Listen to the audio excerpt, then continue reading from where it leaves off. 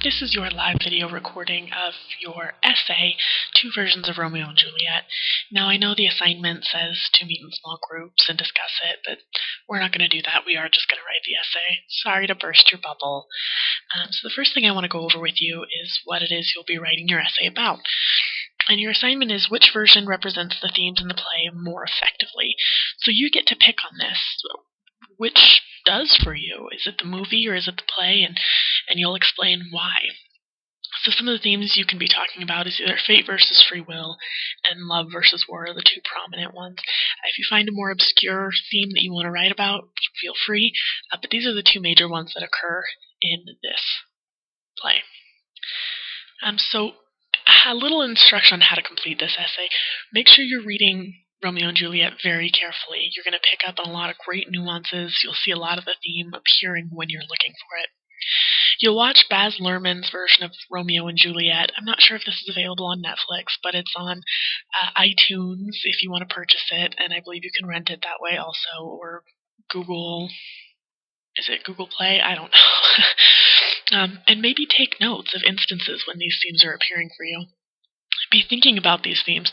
Which media type presented the themes better to you? Was reading it better? Was viewing it better?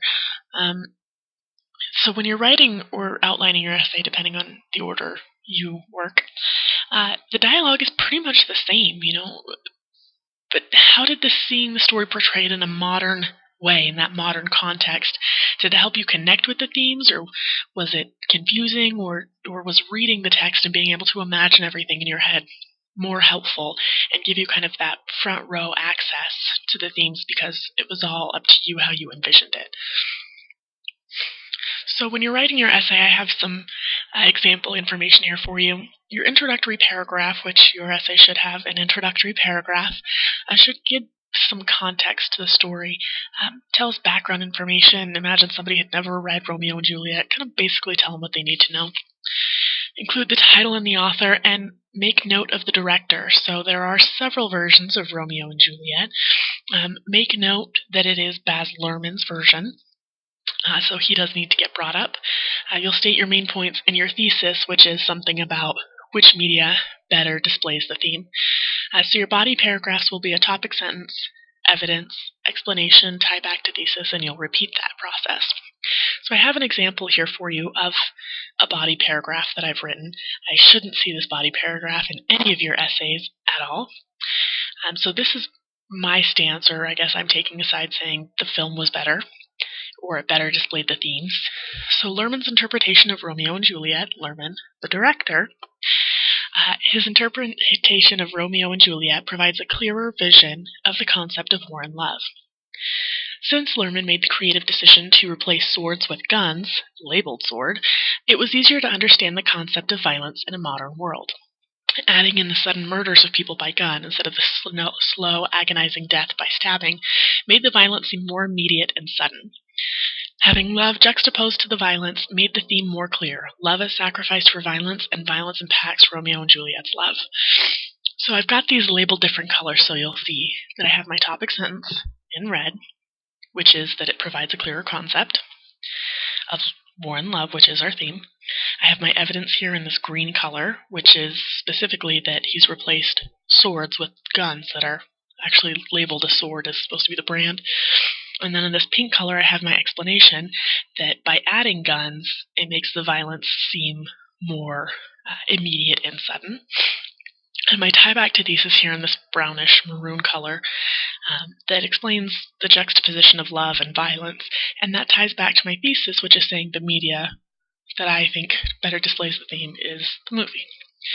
And then I would have another piece of evidence, another explanation, and tie it back to my thesis, and that's how each of your body paragraphs should go. You should be able to find a couple pieces of evidence, at least a couple, to enforce your opinion. And again, if you think that the text was better, explain why. Did having stage direction help or whatever? When you're writing your concluding paragraph, it should be very similar to your introductory paragraph, where you'll have your main points in your thesis, title and author and director, and some closing context that will leave the reader satisfied, very aware of your feelings, and clear on where you stand and which theme you were deciding to talk about. Some do's and don'ts for this essay. Do reread for clarity. It helps to reread out loud. You can tell when I was reading even my example out loud, I was trying to make sure that it sounded right when I was reading it. So that's going to help you catch a lot of your little goofy grammar flubs or misspelled words or that sort of thing, because you're reading it out loud, you're reading it more carefully. Don't assume that one draft is perfection. Often I send essays back to students and say, hey, I need you to fix these things before I'll grade them. Do explain and give relevant evidence. If you're going to quote the text, that's fabulous. Make sure you explain that quote and give relevant evidence. Please don't use personal pronouns or talk about your essay as a person or an entity. And what I mean by personal pronouns is the I, me, my. So no, in my essay I'm going to, or in my opinion, or my essay will. Just don't do it. Don't talk about yourself. Don't talk about your essay.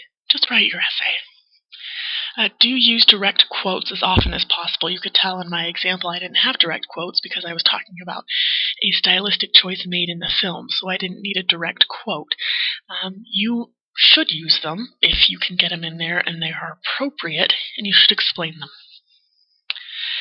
So that's what I've got for you. If you have any questions about how to complete this essay, let me know. Otherwise, I'll see you in class.